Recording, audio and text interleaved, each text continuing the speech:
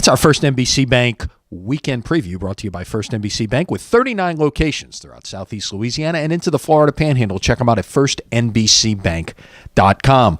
Lenny Vangilder in the A-chair here, joined by Jude Young. Ken Trahan a little under the weather today, so we're letting him recover before Christmas. First and foremost, a very Merry Christmas to all of our readers and viewers out there at sportsnola.com. We are extremely thankful for you being with us all the time and getting all of your Louisiana sports news from right here. Right. We know you may want to read us while driving on the road, but we'd rather you keep your hands on the steering wheel and look forward and be safe, because holiday travel is a big danger. We want you to get where you need to go safely and enjoy the holidays with your families, no question.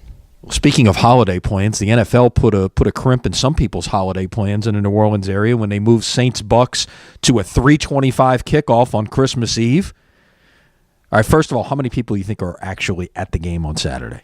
Less than capacity for sure. How about less than half of capacity? I wouldn't be surprised if they had maybe 30 or 35,000 people in the seats. When you move it up to that time slot on Christmas Eve with all the plans people already had in place, it's going to be ugly as far as fan support. And we haven't seen anything like this non-preseason in well over a decade.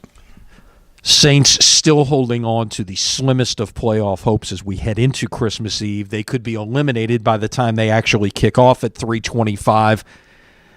2 games in 3 weeks, a lot's been made of that, and the fact that really, as much as anyone, the Bucs defended the Saints as well as anyone has done, maybe in recent years, 2 weeks ago at Raymond James Stadium. But at the same time, 2 games in a row, the Saints refused to run the football or even try. The lack of balance led to poor offensive performances. They were back to at least working towards balance and having the threat of a running game against the Cardinals, and you saw the results, 48 points. I think you'll see a better, smarter game plan from the Saints. And you have to wonder about the mindset of the Buccaneers. They had chances down the stretch at Dallas in prime time, the first real test of a young football team in playoff contention, and Jameis Winston and company didn't really pass it when they had a chance to win. Now the pressure's on, and the Saints with 1.6% chance to make the playoffs. The Bears have to win twice here to end the season, so it might as well be 0. There's no pressure on the Saints. They're just trying to finish up strong, and that's one of the strong suits of the Sean Payton era.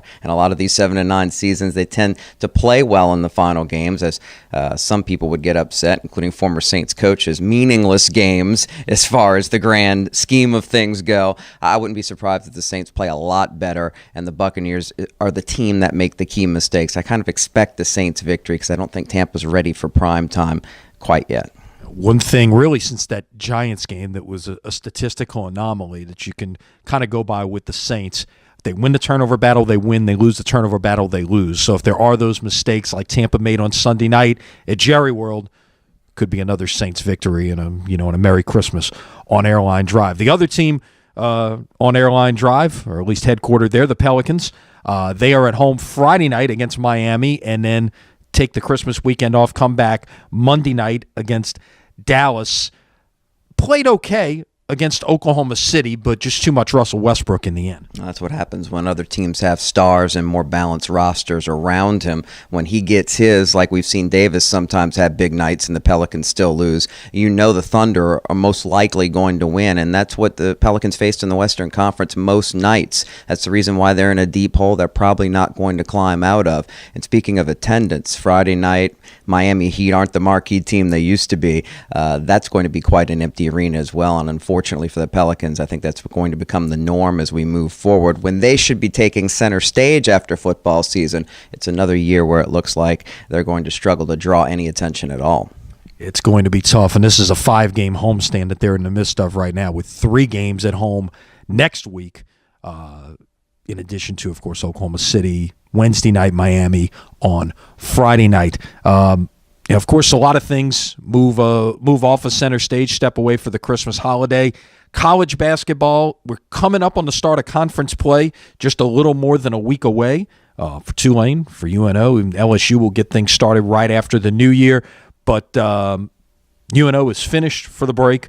Tulane's got a Friday afternoon matinee against Texas State. LSU with a good non-conference test for them. This is their first true road game of the year, Thursday night at Wake Forest, and a chance for them to see what they can do in a true hostile environment before SEC play starts. You have to wonder what LSU's goals are for the season. They've been picked to finish near the bottom of the SEC, but they have better chemistry post Ben Simmons, and they're capable. They've got players both inside and out who can do damage and help them compete in the SEC, which still isn't that deep. Wake Forest will give them an idea of exactly where they're at going into league play, and I have a feeling they're going to perform better than most people expected overall. But what that means, are you hoping maybe you're an NIT team? Are you willing to play in one of those other postseason tournaments we haven't seen LSU participate in before? Perhaps, but for Johnny Jones, he really needs to maximize what he's got out of this roster because he's losing support pretty rapidly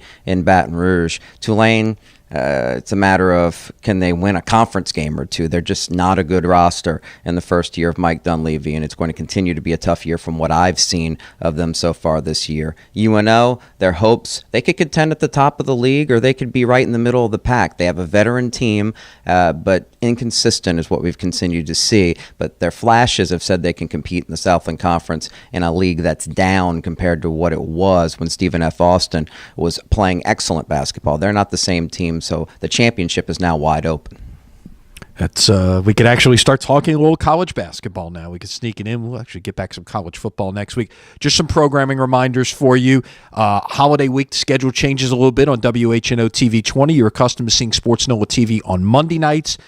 Next 2 weeks, you'll see it on Tuesday night at 6 p.m. Usual crew, Ken Trahan, Ricky Jackson, Brian Ellie Walsh, breaking it all down for you.